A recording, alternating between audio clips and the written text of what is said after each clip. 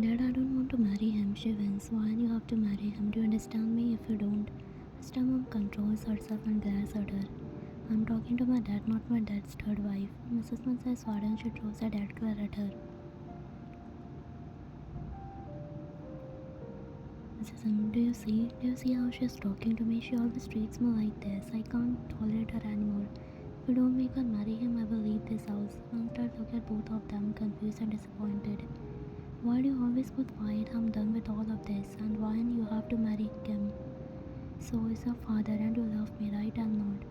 But he's not like you, Dad. He's more. Did you see his eyes? No, I can't even stand in front of him. I don't want to marry him. Susan sighed. Do you love someone else? Yeah, I love someone. That's why I'm not marrying him.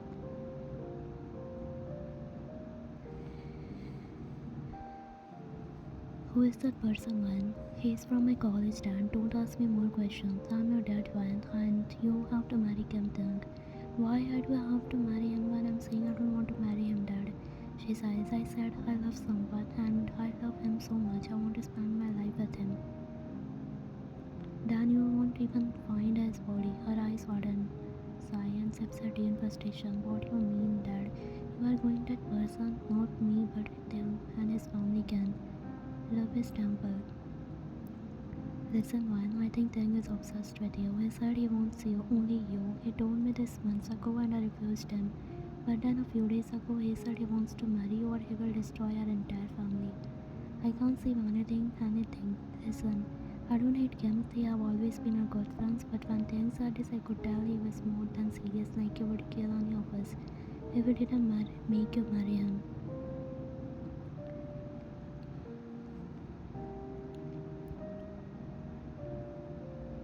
Your face crunches in confusion. Oh God. Well, listen, I know you don't trust me, but I'm telling you the truth. He even stalked you everywhere. He sent gifts and roses with notes for you, but I threw some in the trash, thinking it might be dangerous to accept gifts from strangers. Then one day I got an unknown call, warning me to not throw them away and to give them to you properly or they would harm us. You look at her. She doesn't want to believe her mother's third wife. Why marry him? I know they will treat you like a queen because he saw you without saying anything strong. Why plan something come marry him is too dangerous. Your friends even won't come near you if you marry him. The next day at college, Leah, how is that plan? You stare at her. Do you want me to act like a mentally ill person? I meant you don't have to write, you are naturally. She stops when you glare at her dangerously. You know what? If I marry him, I will tell him to kidnap you first and lock you in his basement.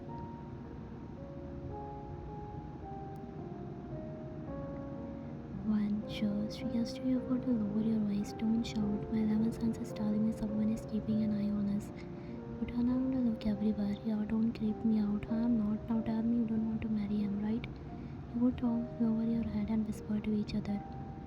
Yeah, then just do what I'm told. Trust me, after this you won't even remember your name. You said last realizing you have no other choice. In the bathroom, are you sure I can do this? He asks nervously. Yes, babe, I have full confidence in you. I mean, pretending to be stupid isn't a big deal for you. Stare at her unimpressed. Now lay down. My 11th sense is telling me that no one is watching us here. You slowly lay down on her lap and close your eyes. She suddenly throws her water bottle to the ground, creating a loud third sound. Wine, open your eyes. Are you alive? Wine. She starts shouting and patting her cheeks dramatically. Within a second, two or three girls rush into after hearing the noise. Is she okay? Leah shakes her head protectively. No, I think. What happened to her? Leah, she slipped onto the floor and hit her head on the wall.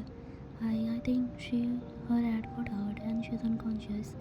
Try your best to stay still and stick to the plan, but suddenly you feel something crawling on your foot. It feels like an insect.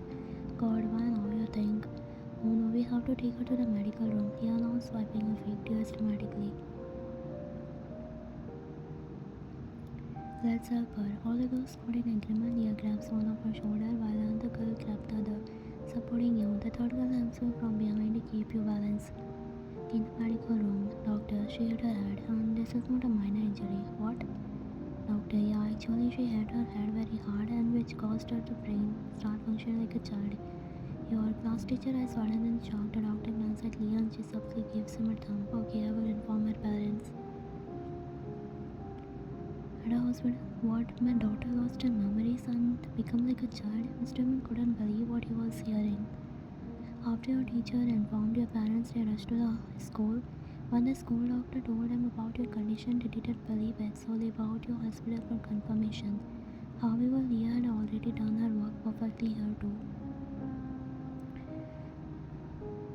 Yes, Mr. Min, it's shocking but it's true. However, there is one good news. Her memories might return within a few days or months, but her mind may never fully develop beyond this date. Eyes closed, as tears began to form, his third wife placed a comforting hand on his shoulder. Don't worry, she's still our daughter, right? She's safe and that's all matters. You can meet her now. They both went to the hospital room, their hearts heavy with emotions. Are you feeling okay, my daughter? Your eyes widen and then a confusion. Finger placed on your cheek. Daughter, oh my daughter, pretty fat uncle. You said softly like a child. Mr. Man is taken back for a moment, but then he remembered her condition. How is she going to torture me? How? You're who you are, Miss Old Lady. Do I know you? She nods, wiping the invisible tears. I'm your mom, dear, but you used to love calling me your dad's third wife. Well, I'm your father and she's your mother. You turned your head with a pout. But why does she isn't looking like me? I'm much prettier.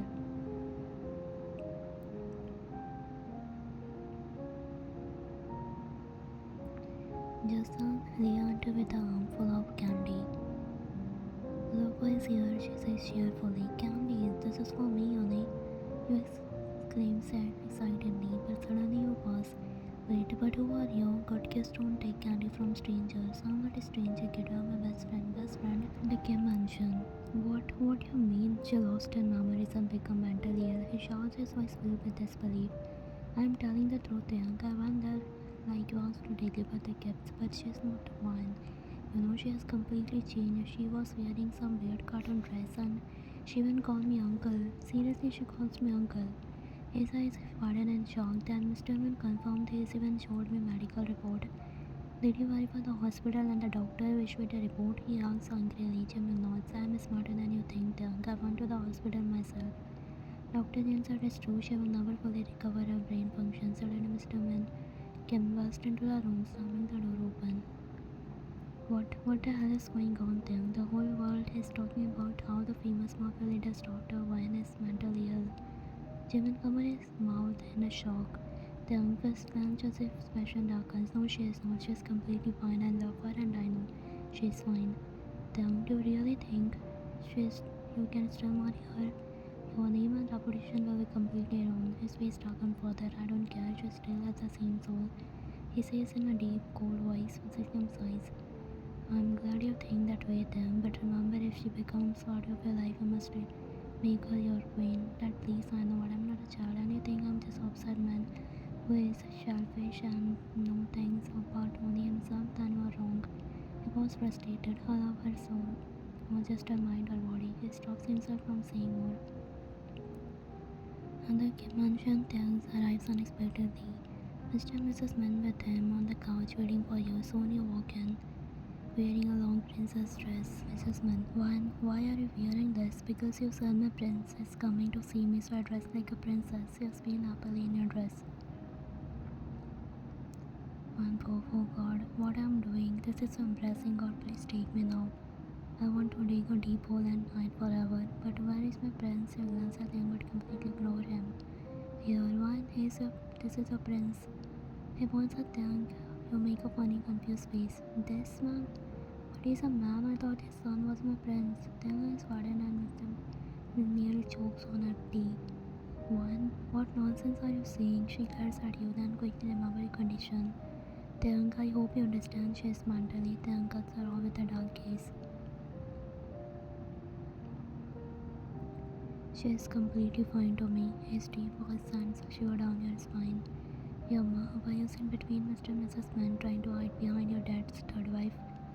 He's scary. You mumble just loud enough for them to hear. You clears his throat.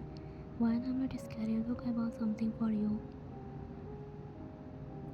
He holds bags full of expensive imported candies. Okay, you think I have to pretend to be excited? Though I hate sweets. No, you are a stranger. You crush your dad some tightly. He's not a stranger, one. No, God's uncle, get him out. He's scary. You scream like an annoying child. God, you think I hate annoying kids. Now I am the one. One, he is your friend. Yes, he is your friend. Look, he doesn't look scary. His face is just like that. Then turn to Mrs. Min with what you mean by that expression.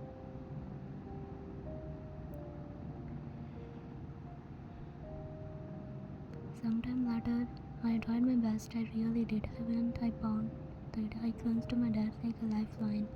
I even pretended to cry and throw a tantrum like those bratty kids I used to hate seeing in the malls, but him, not nothing. Single frown, not even a twitch of irritation on his face.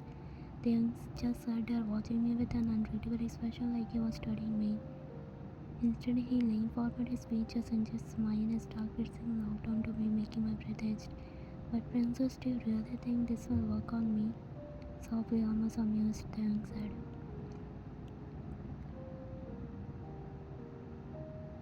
I blinked rapidly, pretending not to understand, but my heart numbed against my ribs. What do you mean, scary uncle? You are too close. I act innocent, act childish. Stay in character. I put my hands on his chest and dramatically pushed him away. Barney moved. He just smirked like he was not enjoying this. Oh God. I have dealt with the grown men who beg for their lives in front of me. You think a little bout and tantrum will scare me away? He reached into the bag and pulled out a candy, wrapping it slowly. Then he leaned in again, closer this time, and held a candy in front of my lips. See her, princess. I froze. My whole body stiffed. I hated sweets, absolutely despite them. But if I refuse, I hesitated for a second too long. The young clerk chuckled, his voice deep and annoying. What's wrong, kids? Don't kiss up candy. Grab, grab, grab. I forced a huge fake grin and opened my mouth to place the candy on my tongue. His finger while brushed my lips, I almost gagged, but I smiled through it, chewing slightly while swaying my legs like a happy child. Fake and thought, yes, hear me, so sweet, thank you. I thought I was doing a good job, I thought I was convincing, but then he suddenly cupped my cheeks. His thumb brushing against my skin so gently that it sent a shiver down my spine. His voice was lower than this time. You are adorable when you lie. I think I'm squid. The way he looked at me just like a new sun shivered down my spine. But before I could any dramatically yes, Papa, without a second thought, I bolted from the couch and ran straight into my dad's arm. Clung onto him like a baby koala, making sure to give them a very obvious side. I buried my face in my dad's shoulder. Scary uncle is scaring me. Dad patted my head awkwardly, probably regretting every life. Why not then? Let's go dinner is ready. Mrs. Bunn nodded obviously.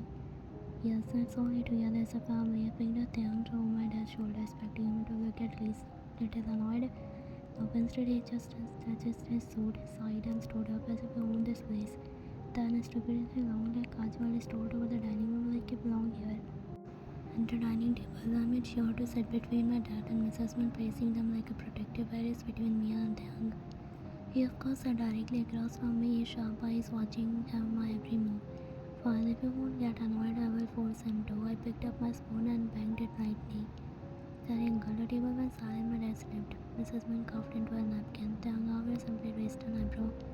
Yes, princess, and the screamed. Why is calling me dad and stay in character? Why? And I blinked up at him with my most innocent childlike expression. Do you have kids? I swear, even the guard standing outside the room held his breath.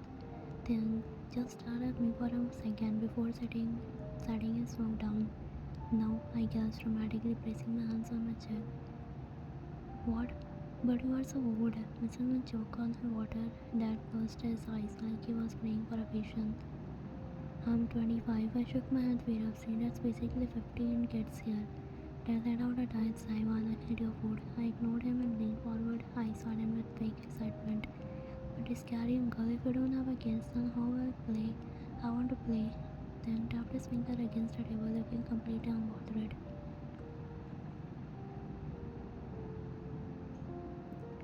Then we will make some. The whole room went dead silent. My dad thought I dropped a spoon. That size nearly popped out of his skull. I, on the other hand, I short circuited. My face burned hotter than the sun. I opened my mouth to scream, but nothing came out except a strangled noise. Tiangi just picked up the juice glass and said, like you didn't say, just slam a fist against the table. Oh my god, she found herself dramatically. I need a moment. Dad just sighed deeply, rubbing his temple. I, however, wasn't going to let this muffin went well. Grabbed my spoon and started playing the drum, my plate making as much as noise humanly possible. Tiang leaned back in a chair, resting his chin on his hand. What game? I grinned. 20 questions. Tiang narrowed his eyes slightly but nodded. Alright, go ahead. I clapped my hands together, exclaimed, bubbling. My dad spat let out a small laugh, but Tiang was not amused. I smiled, felt necessary. Liar. He just stared at me, nothing expected to ever smiled. Question 2. Do you have a girlfriend? If no, it's because you are too scary or no one loves you. Dad drove his smoke, tumbling slowly. Calmly, no girlfriend. Oh, so you're lonely, I kept dramatically clutching my chest. Oh, scary uncle, I feel bad now. Think I broke switch. I saw that I'm getting to him. I grinned ready to hit him with a question 3, then suddenly. My turn, I blinked. You asked 2 questions, now I asked 1. I hesitated but nodded. Okay, fine, ask away. Then I smiled. Then why are you so trying hard to annoy me? I froze my hand, stopped playing with my food. My face smile wandered. Mrs. Man looked at me at curious. I gulped. I didn't like the tone it was, so I knew exactly you were doing, but letting you take your own.